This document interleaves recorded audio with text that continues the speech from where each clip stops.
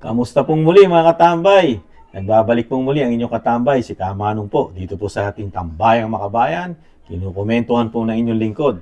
Ito po, komentuhan po natin itong isang balita mga katambay na nag-uugnay naman ngayon sa droga naman po ang dating Pangulong Duterte mga katambay dito po sa ginaganap na investigasyon ng Kamara. Talagang hindi po nila ninulubayan ang mga Duterte. Talagang pilit pinababagsak at sinisiraan. Ngayon naman po, ikinakabit naman po ang pangalan ni dating Pangulong Duterte sa droga. Dahil dito raw po di umano sa dating advisor na si Michael Yang na sangkot daw po sa illegal na droga sa ating bansa. Pakinggan po natin ang balita ng UNTV at komentuhan po natin mga katambay. I move then, Mr. Chair, that we cite Mr. Michael Yang in contempt for continuously being absent in spite of the subpoena, in spite of the invitation given him.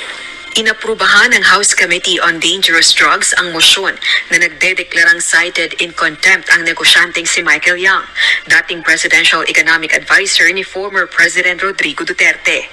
Ito ay dahil sa paulit-ulit nitong hindi pagdalo sa pagdinig na ginagawa ng komite mula pa noong buwan ng Mayo, kaugnay ng 3.6 billion pesos na halaga ng shabu na nasabat sa isang warehouse sa Mabalacat City, Pampanga noong September 2023. Iniuugnay si Yang sa isang incorporator ng Empire 999 Realty Corporation ang may-ari ng warehouse kung saan nasabat ang illegal na droga.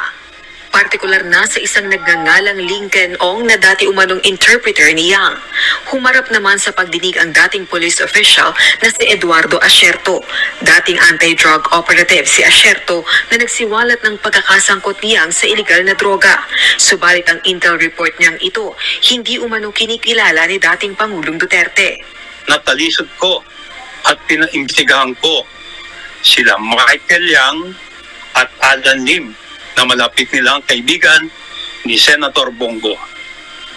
Ako po at ang mga kasamahan kong si pulis ang nakadiskubre ng mga illegal na aktibidad at gumawa ng report tungkol kay Michael Yang at Alan Lim, mga personalidad sa illegal na droga na laging nakikitang nakasama ni Pangulong Duterte at Senator Go.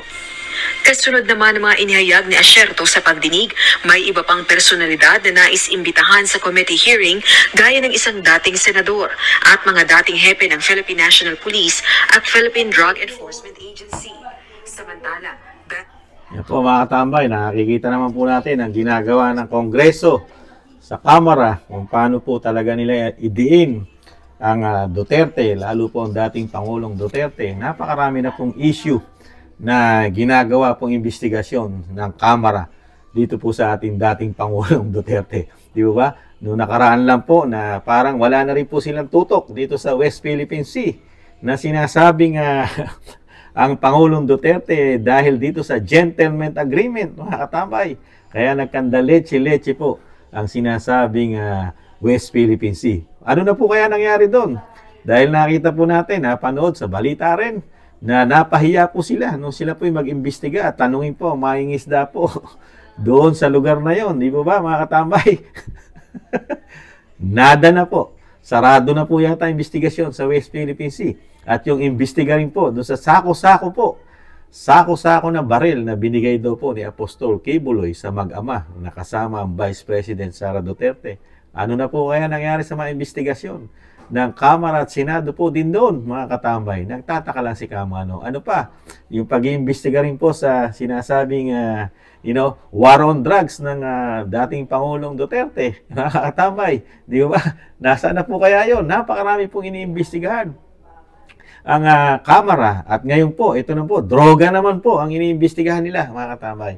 Napakarami pong problema ng dating Pangulong Duterte. Kung ang paniniwalaan natin lahat po ng investigasyon ng Kamara at Senado, mga katambay, nakikita naman po natin, ito po ay isang matinding politika po ito, mga katambay. Sa tingin po ni Kamanong, komento ni Kamanong, pamumulitika po ito dahil takot na po silang makabalik muli ang isa na namang Duterte sa Malacanang o sa Palasyo. Dahil nakita po natin kung paano po ginawa, nagtrabaho ang ating Pangulong Duterte, ang dating Pangulo, na talaga sugpuin po. Number 1 ang droga. Isa pong Duterte na galit sa droga. Ngayon po, ini-issue pa rin po sa droga at pilit ikinakabit po dito kay Michael Yang, mga katambay, na sinasabing dating advisor o sinasabing finance advisor di umano ng dating Pangulong Duterte. Tapos bigla na lang kasangkot at investigasyon ng isang dating hepe ng PDEA o dito sa anti-drugs campaign na ginagawa ng mga panahon na yon. Talagang paniniwala na po ba natin agad dito sa sinasabi ng sa Kongreso at Kamara ng kanilang mga kinukumbida na mga guests dito po, katulad ng dating pulis na nagsalita at sangkot din daw di umano. At kasama, dahil madalas makita, kasama ang Senador Bongo, mga katambay. Napakadali pong magbintang ng mga taong ito sa dating Pangulong Duterte na wala namang matibay, puro haka-haka. Kung ito po yung matibay, diretso po ito dapat, di ba? Kung matibay ang iyong mga ebidensya, ang iyong mga sinasabing tinuran, sa korte po ito pinag-uusapan. Dahil hindi po makakarating ito sa korte, mga katambay, dahil puro haka-haka lang at puro di umano ang kanilang sinasabing mga bintang at paratang dito sa mga taong ito, lalong-lalo na kay dating Pangulong Duterte, mga katambay. Alam naman natin ang isang Pangulo ay talagang nakakahalubilo po yan kahit anong klaseng tao. Dahil unang-una, hindi naman alam ng Pangulo kung anong klase kang tao na dumidikit sa kanya. Hindi hawak ng Pangulo ang iyong pag-iisip, number 1, di ba? At kung talagang ito'y sangkot sa droga, itong si Michael Yang, napakatagal na po ito na bagansya, mga katambay. Bakit hanggang ngayon umiiral pa rin at nakapagninegosyo pa rin ng maayos itong taong ito, mga katambay? Dahil nga lang po sa politika, mga katambay. Nakita naman po natin ang pamumulitika po magmula nung maupo ang bagong Pilipinas na sa ating bansa. Inumpisahan na po nila ng napakaagang bakbakan. Ang alam po nila na magiging tinik na susunod na presidente ng ating bansa na isa na namang Duterte. Ayaw na ayaw po nilang makabalik sa tingin ni Kamanong, komento ni Kamanong, ang makabalik ang isa na namang Duterte.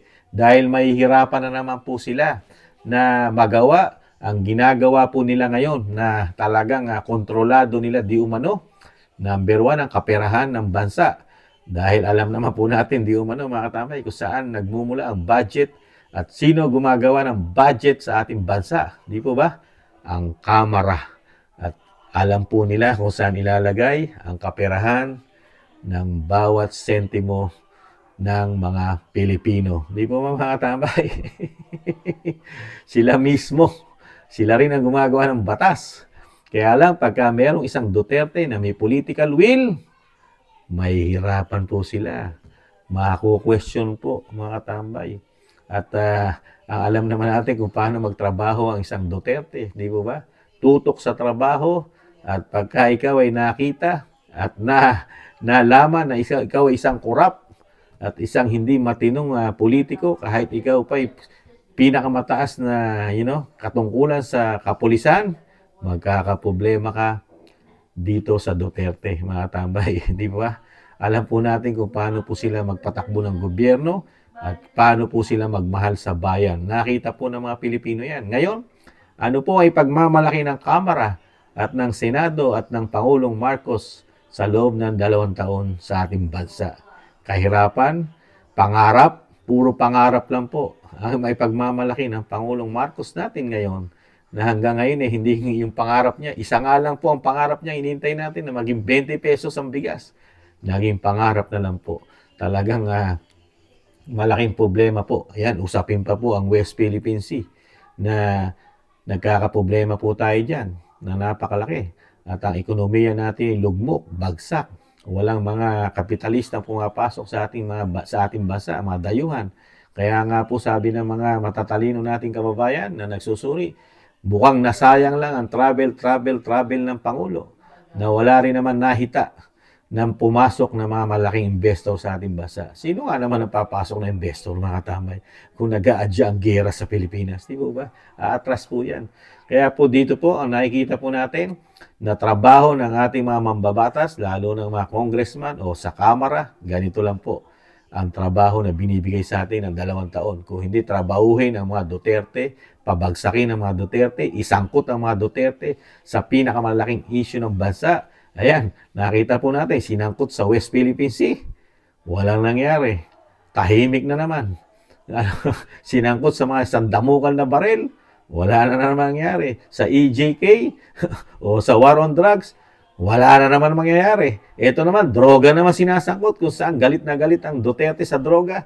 Pilit naman siya sinasangkot ngayon sa droga. Wala na naman mangyayari dyan, mga katambay.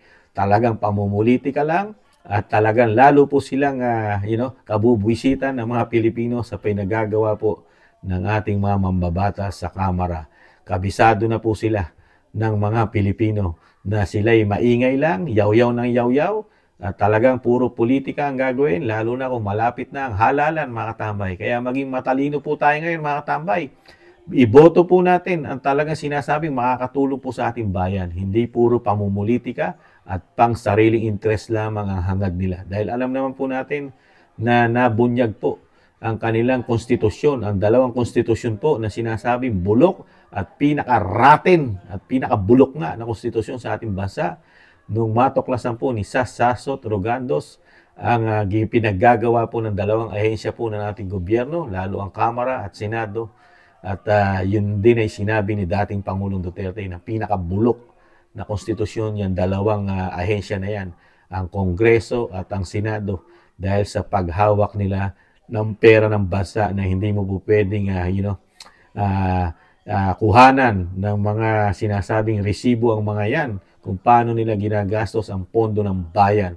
At sobrang lalaki ng kanilang mga travel fund, travel expenses na sinasabing overpriced at kung ano-ano pa at extraordinary. Di ba?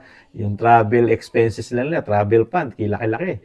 Di ba? At sobrang pera na hindi maipaliwanag kung saan napupunta sa loob lamang ng 12 buwan. Mga katambay, na sila lang ang may alam nun dahil hindi mo pwede hinga ng resibo dahil sa pagkakagawa ng special batas para sa kanila ng dating senador na si Pampilo Lacson, mga katambay. Very protective po para sa kanila ang batas na yon, mga katambay, na hindi sila pwede basta-basta i-audit ng COA.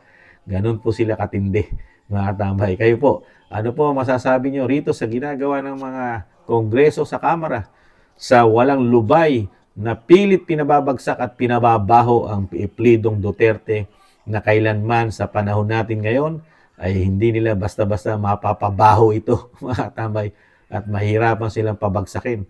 Lalo na kung ang performance ng bagong Pilipinas ay ganito lang ang makikita natin, malabong mong mapabagsak ang iplidong Duterte kung ganito lang ang mga performance na ipakikita mo sa atin, sa taong bayan. Di po ba, mga katambay? Kaya po, kayo po, mga katambay, ano po masasabi nyo sa mga issue na binabato sa mga Duterte? May katotohanan ba ito? O talagang pamumulitika lang ang ginagawa nila para hindi na makabalik ang isang Duterte sa Malacanang? Di po ba, mga katambay? Kaya pwede po tayong mag-comment. At syempre po, nagpapasalamat po si Kamanong sa mga gusto ng ating napakalit na channel, Tambayang Makabayan, Komento ni Kamanong. Sa muli po, mga katambay, ingatan nawa po tayo palagi. Paalam. Bye-bye.